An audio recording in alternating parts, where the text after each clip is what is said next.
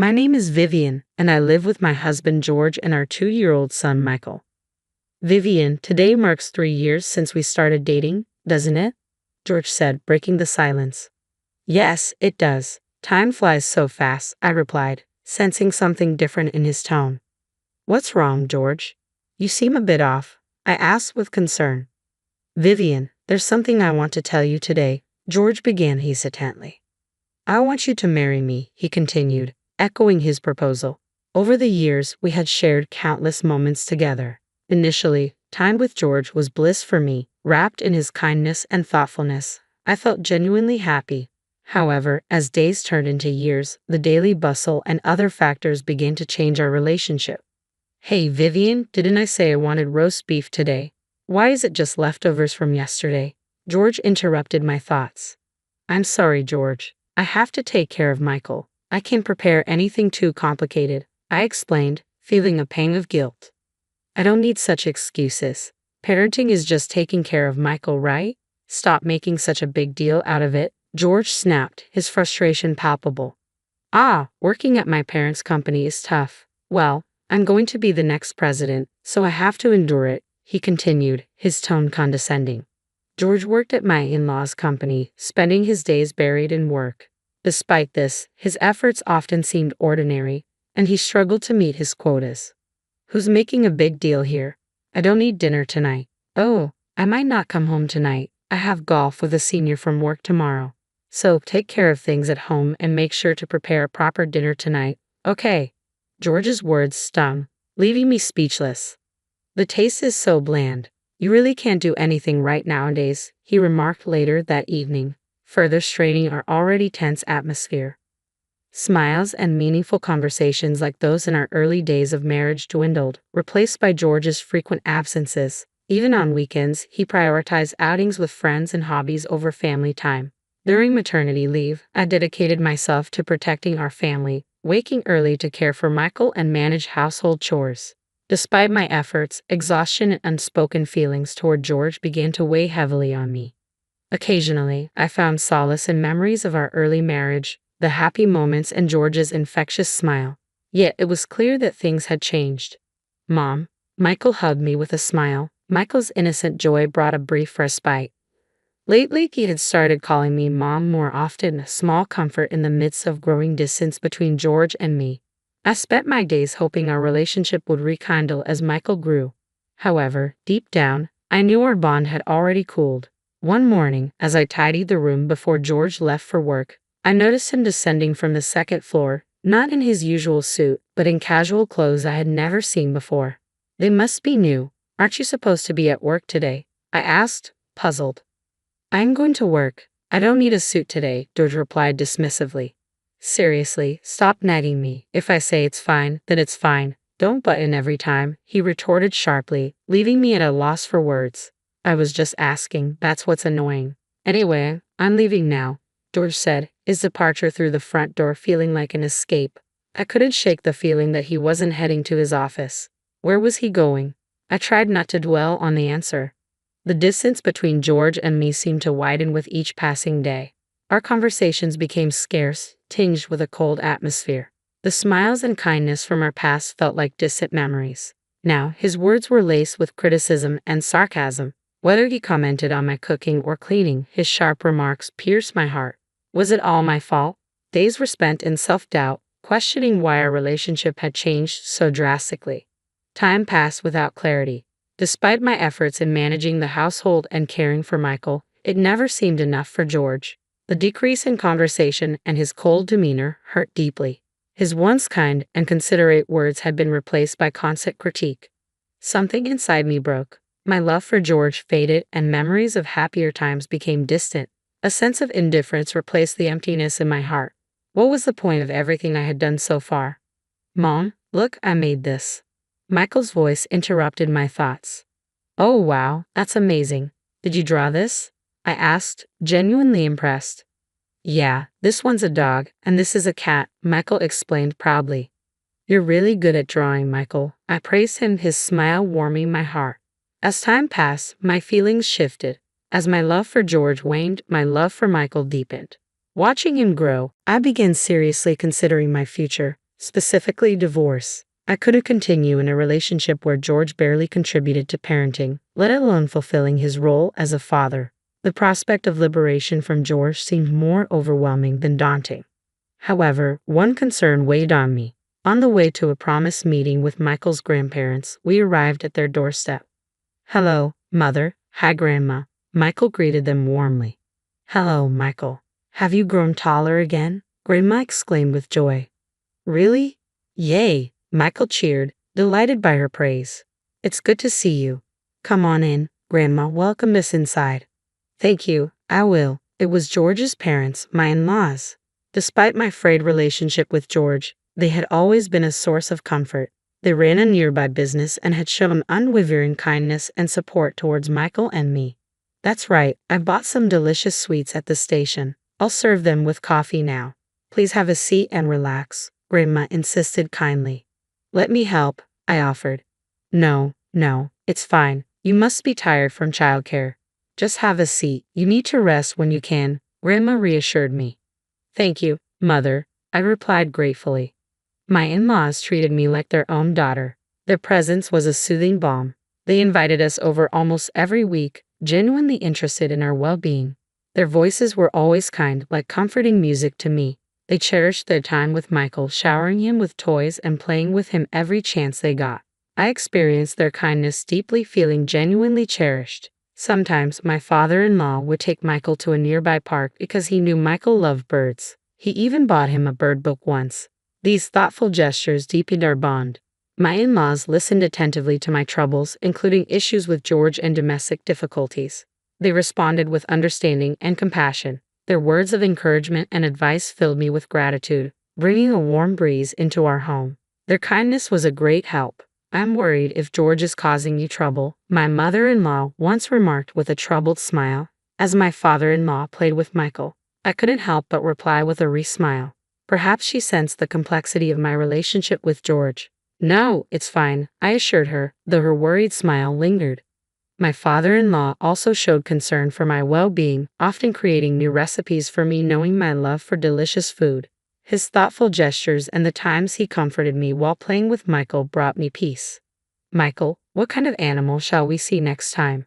my father-in-law asked playfully. "I want to see big fish next time," Michael exclaimed excitedly. "All right, let's go to the aquarium next time," my father-in-law suggested, eliciting a joyful yay from Michael.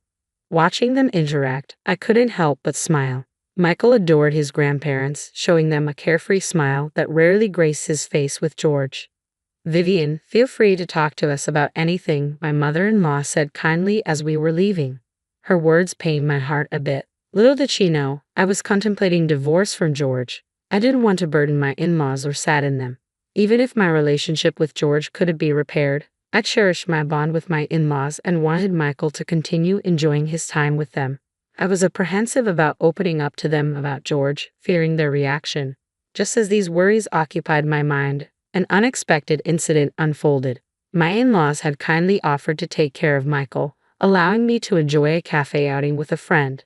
"It's been a long time since we've had a cafe like this, hasn't it?" my friend remarked as we sat down, sipping our coffee. "Really, Vivian, you've seemed busy recently," she observed with concern. "Have I?" I replied vaguely, trying to brush off the worry in her eyes. "Hey, Vivian, has something happened with your husband recently?" My friend hesitated, choosing her words carefully. "What do you mean?" I asked, tilting my head in confusion. "Well, actually, I saw something the other day. I saw your husband walking with a woman. I don't know." My friend's voice trailed off, her expression troubled. For a moment, my mind went blank. Deep down, though, a part of me wasn't surprised. Reflecting on George's recent behavior, there had been signs I had chosen to ignore. My friend held my hand silently, her eyes conveying understanding.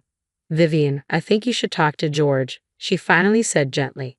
"Yeah, maybe. I haven't been myself lately," I admitted quietly, feeling the weight of her concern.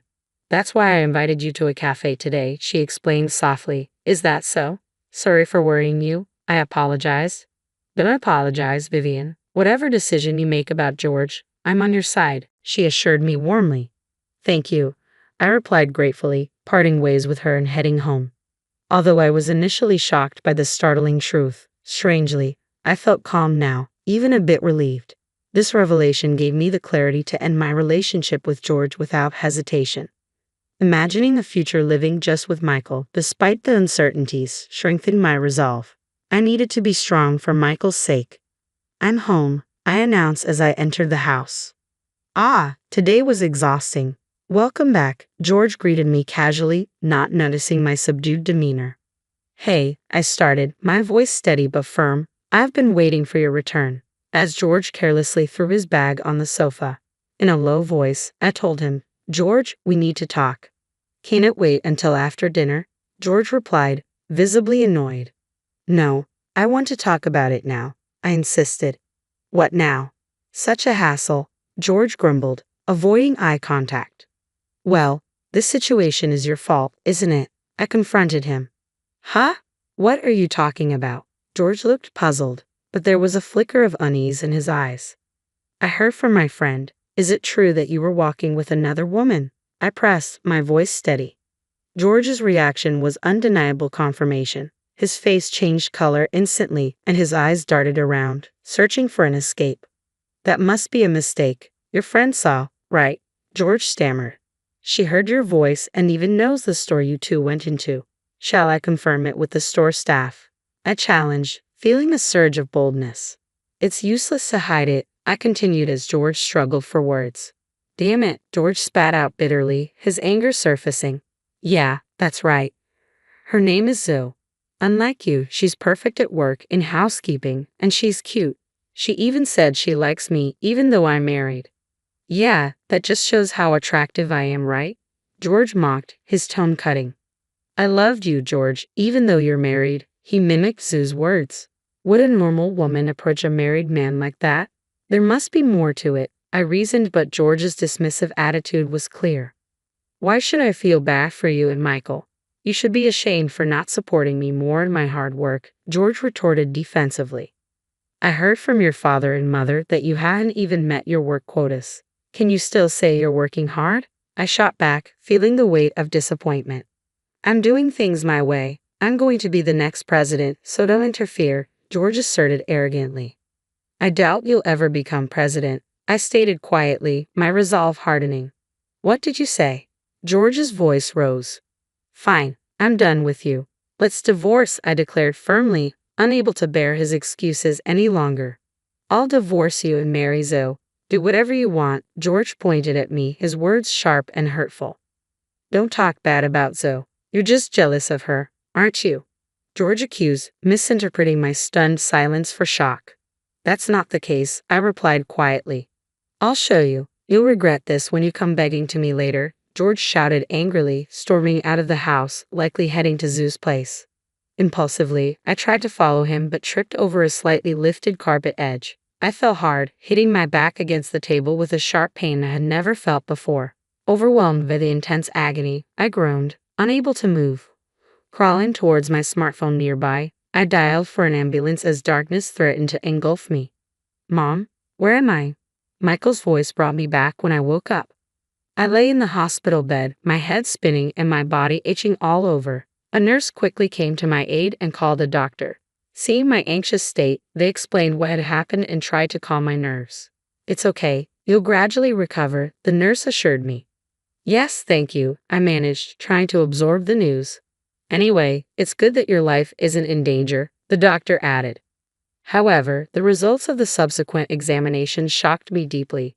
The fall had caused spinal cord damage, making it difficult for me to walk. I was informed that I would need a wheelchair, and my life would change drastically. After being discharged, life at home proved more challenging than I had anticipated. I realized I couldn't manage household chores, childcare, or even take care of myself alone. At the suggestion of my in-laws, I decided to live with them for a while. Since I couldn't rely on George for help and with Michael there too, I had no choice but to lean on their kindness. They must have been suspicious of George's absence despite my condition. I knew I had to tell them the truth soon. Just as I contemplated this, the front door of my in-laws' house swung open with a loud noise. "George, where have you been?" Ignoring calls when Vivian is in such a condition, my mother-in-law scolded as George entered. "So, she's really in a wheelchair, huh?" George scoffed, looking at my condition. A useless woman who can't do household chores or childcare is of no use to me. Hurry up and divorce me and pay me compensation for all the trouble. How can you say such a thing to Vivian? My father-in-law interjected, shocked. It's okay, Mom, Dad, I murmured weakly, feeling the weight of George's callous words. Vivian, let's get a divorce, George declared coldly. I'm sorry, Father, Mother, I whispered, tears welling up in my eyes. I couldn't stay with George anymore. Surprisingly, his cruel words didn't sting. They simply confirmed that my love for him had completely faded. Contrary to my in-law's surprise, George seemed oddly cheerful. But that you understand now, I can freely marry Zoe, George remarked casually. George, were you seeing another woman? My father-in-law interjected, taken aback. Yeah, so what? What's the big deal? George shrugged. Despite having Vivian, she's boring, not particularly cute, and can't handle housework or childcare properly. How can you say that? My mother-in-law exclaimed, shocked. Vivian has been trying so hard with housework and raising Michael. Yeah, whatever, George dismissed, his tone callous. Anyway, I've decided to be with Zoe. Dad, it's time to hand over the company to me. You're getting old. Nonsense. I won't let someone like you take over the company, my father-in-law retorted firmly. Come on, who else is there but me? Anyway, I'm busy, so send me the divorce papers by mail, okay? George concluded, nonchalant. After separating from George, I started a new life. Currently, I live comfortably in a house recommended by my in-laws. With the help of a caretaker, they suggested my daily life feels easier than before. However, amidst this calm, an unexpected development awaited. One day, while peacefully passing time, the doorbell rang. Glancing at the monitor, I saw George standing outside, his face a mix of confusion and desperation. Hey, Vivian, what the hell is going on? George blurted out. George, what's up? I replied calmly, masking my surprise. I got fired from the company. I suppose Dad just keeps saying it can't be helped, George confessed, his desperation evident. Oh dear, I murmured sympathetically. Mom and Dad are saying you're no longer our son. We're cutting ties with you, George continued, his voice tinged with disbelief. That's tough, I responded quietly, trying to process his sudden vulnerability. I didn't know about the stocks. I had no idea you owned 90% of my parents' company's stocks. Why didn't you tell me? George pleaded. Because you never asked, I replied evenly. You're supposed to disclose that kind of thing, even if I don't ask. So, what do you want to say in the end? I asked, trying to gauge his intentions. You know what I want. I want you to cancel my dismissal. You're the one who fired me, right? If you own that much of the company, you can undo my firing, George implored desperately. That's right. Please, Vivian. I've been rejected from all other company interviews. No other company will hire me except the current one, George pleaded, his desperation palpable. If you thought that, you should have worked more seriously. I'll work seriously from now on, so please cancel my firing. You don't have to worry about being fired. Zoe can support you, can't she? Zoe dumped me the moment she realized I couldn't become president. She was only interested in my position, George admitted bitterly. I thought as much, I replied calmly, my heart unmoved. Please, Vivian, you're all I have left. Let's get married again. It would be better for you too, right? George proposed, his voice tinged with hope. I was stunned by his words. What are you even saying? You're in a wheelchair, right? You need my help, and Michael needs his father, George pressed, trying to sway me. My anger surged at his audacity. How dare you say such things? I'm sorry, but the lady does not wish to speak with you anymore, Jack, the helper, interjected firmly before I could respond. Huh? Who are you? George demanded, taken aback. I'm talking to Vivian, Jack replied sternly. As I said, the lady does not wish to converse with you. That can't be. Vivian needs me, George protested desperately. That's right, I'll say it again. I have nothing to say to you, and I don't want to see you ever again, I affirmed firmly through Jack. Why, Vivian? If you leave me too, then. George began, but Jack forcefully turned off the monitor. I found myself oddly captivated by Jack's rare display of anger. He was slightly older than me, introduced as a helper by my in-laws. Stern yet kind, Jack had grown close to Michael and become an indispensable part of our lives. Now, what? I mused aloud. watching Jack with newfound respect.